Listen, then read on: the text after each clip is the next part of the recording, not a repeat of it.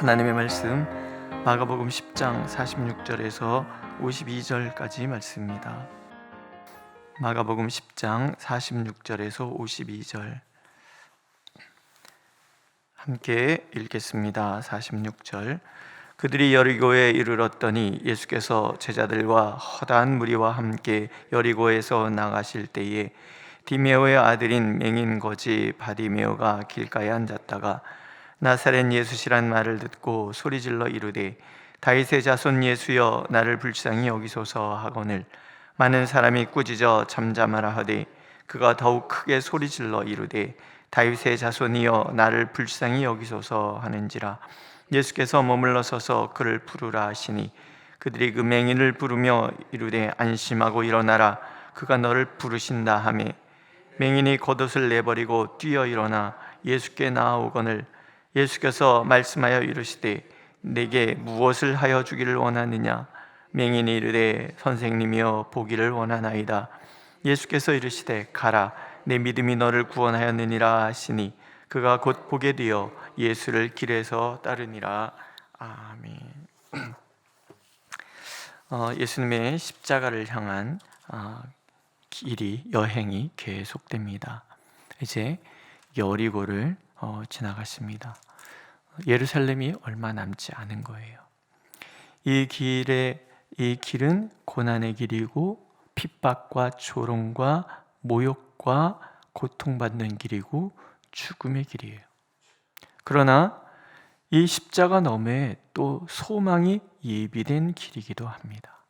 창세 때부터 하나님께서 계획하신 구원의 길이었고 또 하나님께서 예비하신 영광과 승리가 기다리는 그런 길이란 말이죠. 예수님은 이것을 제자들에게 반복해서 들려주십니다. 그런데 영적으로 무지했던 소경되었던 제자들에겐 예수님의 그 길이 보이지 않아요. 욕망에 사로잡혀 있는 눈에 이 길은 떨림의 길이었고 두려움의 길이었다라는 거죠. 상실의 길, 모든 것을 잃어버리는 그런 길이에요. 그래서 감히 예수님께 이 길의 의미에 대해서 물어볼 엄두도 차리지 않아요. 왜냐하면 이들은 그저 내가 최고가 되고 싶은 예수님 이용해서 내 욕망을 채우고자 하는 그런 생각만 가득했기 때문에 그래요. 마가는 이 길의 소경 바디메오를 등장시켜요. 그래서 이 소경에서 벗어나는 길이 무엇인가 보여주려고 그래요. 오늘 주인공은 바디메오예요. 디메오의 아들, 바는 아들이라는 뜻이에요. 디메오의 아들, 바디메오. 육신적으로 그저 구걸로 연명해야 하는 굉장히 초라한 인생을 살고 있어요. 스스로 길을 찾아 마음대로 떠날 수 있는 그런 사람도 아니에요. 그저 무기력한. 그런데 이 바디메오에게는 영적 안목이 있어요. 물론 그의 안목은 길에서 주워들은 이야기를 통해서 생긴 안목이에요. 길에서 주워들은 예수 그리스도에 대한 소식, 많은 병자를 고치고 폭풍을 잠잠케 하고 귀신 들린 자를 고치고 물고기 2마리와 몇 개 안 되는 보릿방으로 수천 명을, 그것도 한 번도 아니고 2번이가 먹이셨던 이야기도 들렸고, 물론 그 소식에는 자신과 비슷한 처지에 있었던 소경도 배웠다는 얘기를 그는 들었어요. 그런 이야기를 들으면서 이 바디메오 마음에는 믿음이 싹이 터올랐던 것 같아요. 그분이라면, 내가 그분만 만난다면 이 지긋지긋한 암흑의 상태에서 벗어날 수 있을 것이다 라는 그런 믿음이 싹 터오는 거죠. 무엇보다도 이 바디메오에게 가장 큰 소망은 뭐겠습니까? 내가 가고 싶은 데를 내 마음대로, 길도 내가 선택하고 사람도 내가 선택하고 하고 싶은 일도 내가 선택하고자 하는 그런 강한 열망이 있지 않았겠습니까? 늘 남의 손에 붙들려 다니던가 누구의 도움을 받으며 살아갔던 그 삶이 이제 스스로 내 힘으로 내가 선택해서 내가 내 길을 가고 싶은 그런 소망이 있었단 말이죠. 그런데 이 사람이 할 수 있는 일은 없어요. 그저 자신이 앉아있는 이 앞으로 주님이 지나가는 것을 기다리는 것뿐이에요. 어쩌면 이 여리고라는 이 길은 예루살렘을 반드시 올라가려면 지나가야 되는 그런 길이었을 거예요. 그래서 이 바디메오가 여리고성 그 길가에 죽치고 앉아서 구걸을 하고 있었는지도 모르겠어요. 정작 눈을 뜨고 있는 사람들은 메시아의 길을 알지 못해요. 이분이 누군지를 알지 못해요. 그런데 육신의 눈이 보이지 않는 이 소경은 예수님께서 다윗의 자손 메시아라는 강한 확신을 가지고 있었다라는 거예요.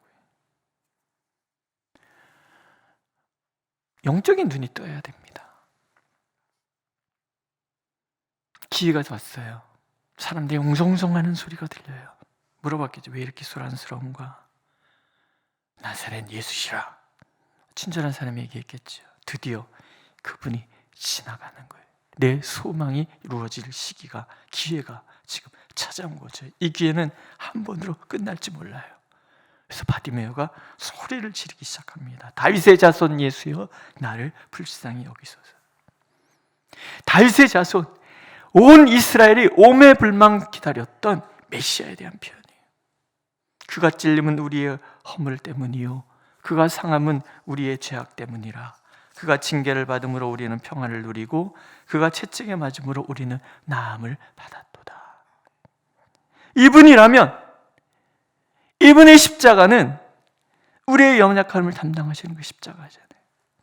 허물을 대신하고 모든 억압에서 구원하시는, 우리를 평화롭게 하고 우리의 모든 연약함에서 건져주시는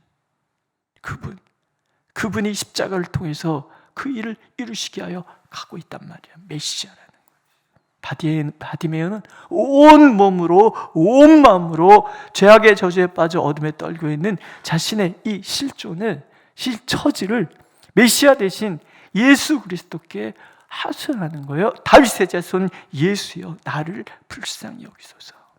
오직 이 어둠에서 구원해 줄 분은 예수 그리스도밖에 없기 때문에 제자들은 자리에 대한 욕심 때문에 예수님을 바로 알 수 없었어요. 바리새인과 서기관들은 편견 때문에 예수님을 바로 알 수 없었어요. 부자 청년은 재물에 대한 욕심 때문에 예수님을 바로 알 수 없었고, 탐욕의 눈이 가려운 자들은 주님의 제자가 될 수 없다는 것을 앞서간 모든 사람들이 다 보여주고 있어요. 편견으로 눈이 가려운 자들도 예수님의 제자가 될 수 없다라는 거죠. 이 세상에 대한 미련, 그 눈을 가진 사람도 결코 예수님의 제자가 될 수 없어요. 바리새인이든 서기관이든 제자들이든 부자 청년이든 눈은 떴으나 보지 못하는 소경들이었단 말이죠. 바디메오는 소리를 지르는 거예요. 오늘 우리도 소리를 질러야 돼요. 우리가 주님을 제대로 바라본다면, 예수께서 나의 하나님이심을 바라본다면, 주여 나를 불쌍히 여기소서, 그래서 그분께 그렇게 외친다면 하나님께서는 응답해 주시는 거예요. 반드시 응답하시겠다고 약속해 주시는 거예요. 이 사람은 굉장히 절박하게 부르짖어요. 우리의 영적인 눈을 뜨기 위해서는 절박해져야 돼요. 소리를 지른다라는 말은 길길이 날뛰며 부르짖는다는 것을 얘기해요. 얼마나 시끄러웠으면 많은 사람이 꾸짖습니다. 꾸짖다, 책망, 질책이에요. 차별, 무시, 그렇잖아요. 현실의 장벽이 앞을 가로막아요. 그러나 바디메오는 가만히 있지 않아요. 더욱 크게 소리 질렀다. 이 말은 계속 소리를 지르는 거예요.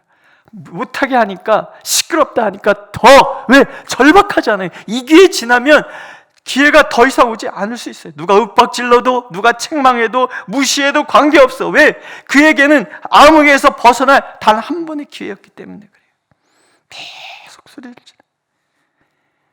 주님을 만나고야 말겠다는 집념이죠. 그렇지 않습니까? 기회가 한 번 딱 찾아올 때 미적미적할 수 있는 사람이 어디 있어요? 우리의 믿음에는 항상 방해가 있을 수 있어요. 이 방해는 절박함으로만 뛰어넘을 수 있다는 거죠. 예수께서는 우리가 장애에 갇히지 말고 이 장애를 뛰어넘어서 주님께 나오기를 원하는 거예요. 우리에게는 다 장애가 있어요. 사람을 의식하는 마음이 있을 수도 있고, 나의 고집일 수도 있고, 이 머리형 사람들은 생각이 복잡해서 주님께 못 나가고요, 가슴형 사람들은 자기 감정에 취해서 예수님께 못 나가고요, 이 장형이라 그래요. 행동파들은 자기 멋대로 행동하려고 하기 때문에 예수님을 못 만나는 거예요. 다 장애가 있어요. 다음에 하지? 이건 절대로 기도의 자세가 될 수가 없어요. 다음에 하지는 결코 제자의 자세가 될 수가 없어요. 민족의 멸망 앞에서 하나님께서 예레미야 선지자에게 말씀하시잖아요. 너는 내게 부르짖으라, 내가 내게 응답하겠다. 이 부르짖는다는 것은 교양미 넘치는 세련된 그런 기도가 아니에요. 부르짖음은 절박함의 표현이에요. 마지막이라는 생각 때문에, 죽음이 내 눈앞에 있기 때문에, 더 이상 방법이 없기 때문에, 그렇잖아요. 민족이 지금 망해가고 있는데 언제 무너질지 모르는 그런 상황에서 주여 저를 잘 봐주세요, 우리 민족 잘 봐주세요, 이게 됩니까? 그런 폼 잡는 기도는 좋을 때나 하는 기도고, 절박한 사람, 당장 죽을 것 같은 사람은 부르짖어야 되는 거예요. 몸부림쳐야 되는 거예요. 욥이 그렇게 몸부림을 쳤던 것처럼, 하나님을 원망하고 불평까지 했던 것처럼 마구마구 소리를 질러야 되는 거예요. 역대서에 말씀하시잖아요. 여호와의 눈은 온 땅을 두루 감찰하사 전심으로 자기에게 향하는 자들을 위하여 능력을 베푸시나니.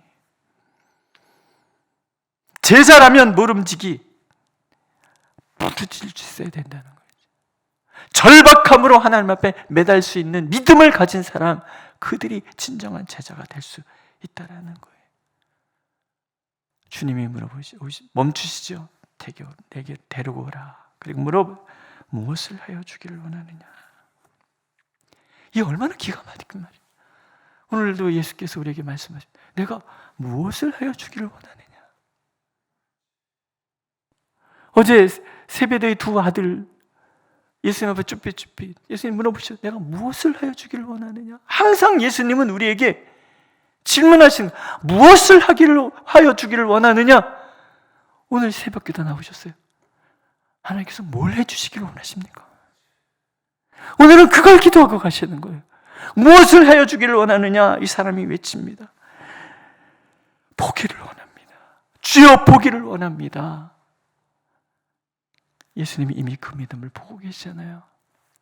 가라, 내 믿음이 너를 구원하였느니라. 내가 너의 눈을 고쳐준다, 눈을 떠라, 이런 말 하지 않으셨어요. 네 믿음이 너를 구원하였다, 이렇게 말씀하시는 거예요. 누구 들으라고 하는 얘기예요? 제자들 들으라고 하는 얘기예요. 8장 27절에서부터 10장 45절까지 제자의 길에 대한 예수님의 강론이 계속되고 있는 거예요. 그런데 누가 믿었어요? 제자들이 믿었어요? 바리새인들이 믿었어요? 서기관들이 믿었어요? 부자 청년이 믿었어요? 귀신들 아들을 둔 아버지가 믿었어요? 아무도 예수님께 내 믿음이 있다, 구원받을 믿음이 있다 칭찬받지 않았어요. 그런데 누구도 인정하지 않는, 참으로 보잘것없는 거지 눈먼 소경이 주님께 지금 믿음에 대해서 칭찬받고 있는 거예요. 아주 공개적으로 모든 사람 앞에서 믿음에 대해서, 내 믿음이, 너는 충분히 눈을 뜰 믿음을 가지고 있구나, 너는 충분히 제자될 믿음을 가지고 있구나, 아주 공개적으로 그 간절함을 예수님께서 칭찬하고 계시는 거예요. 주님밖에 없다는 겁니다. 주님 아니면 누구도 나에게 기회를 줄 수 없고, 주님 아니면 이 상황에서 벗어날 수 없다는 그 간절함, 예수님 그 믿음을 칭찬하시는 거예요. 내 믿음이 너를 구원하였다. 찬송이잖아요. 전부여 주옵소서 손 들고 옵니다. 주 나를 외면하시면, 이 찬송가 전에 박대라 그랬어요. 주 나를 박대하시면 나 어디 가리까? 이게 간절함이잖아요. 이게 믿음이라는 거. 오늘 이 새벽에 주님께서 우리에게 원하시는 기도는 그런 거예요. 힘드냐? 간절히 구하라. 필요하냐? 간절히 구하라. 내 자신이 너무나 답답하냐? 간절히 구하라. 앞에 보이지 않느냐? 간절히 구하라. 들리지 않느냐? 간절히 구하라는 거. 마음이 자꾸 강팍해져 가느냐? 간절히 구하라. 간절히 구하고 소리쳐 부르짖고 그렇게 하나님 찾으면 그 믿음 보시고 내 믿음이 너를 구원하였다. 계속 기도할 수밖에 없는 이 답답함이 계속된다면 한 가지인 거예요. 주님밖에는 나는 방법이 없습니다. 오늘도 우리에게 하나님 원하시는 마음이 그렇나. 왜냐하면 주님도 방법이 없잖아요. 한 길로만 가시는. 마가복음은요, 갈릴리에서부터 출발해서 예루살렘에서 한 길로 끝나요. 구조가 그렇게 돼 있어요.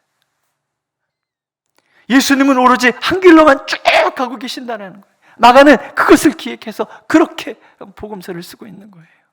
그 길, 예수님의 그 길, 한 가지 그 길, 오직 십자가 외에는 누구도 구원할 방법이 없기 때문에 기꺼이 그 길을 가셨고 십자가를 통과해야 영광과 소망이 기다리고 있음을 아셨기 때문에 이분 또한 절박함으로 그 길을 갔다는, 마찬가지로 제자된 우리도 예수님의 그 길은 절박함으로 간절함으로 가야 돼. 온 인류를 살리고 생명 주시기를 원하셨던 하나님의 그 간절함이 기꺼이 그 길을 향하여 거침없이 나가다.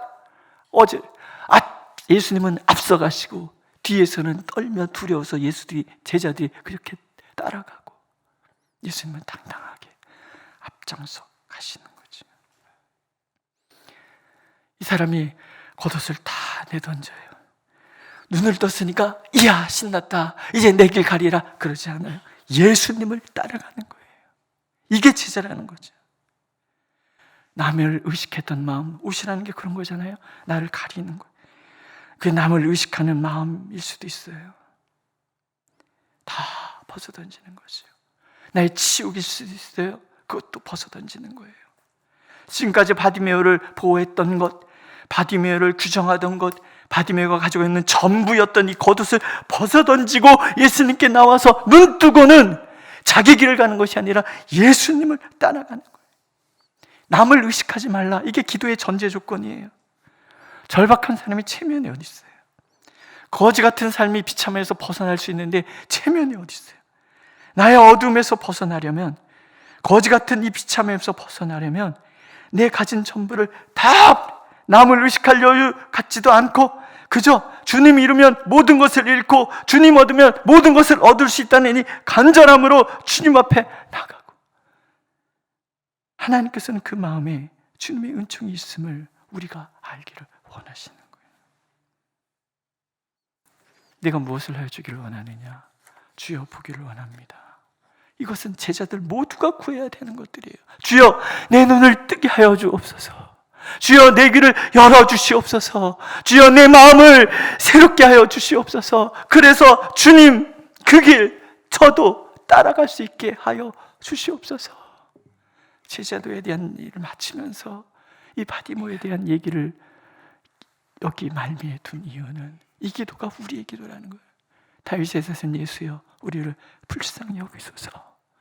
주여 보게 하여 주옵소서. 온전히 주님을 따르게 하여 주옵소서. 주님은 말씀하실 거예요. 네 믿음이 너를 구원하였느니라. 오늘도 그 주님 만나시는 저와 여러분들이 되시기를 하나님은 원하고 계십니다. 기도하겠습니다. 주여,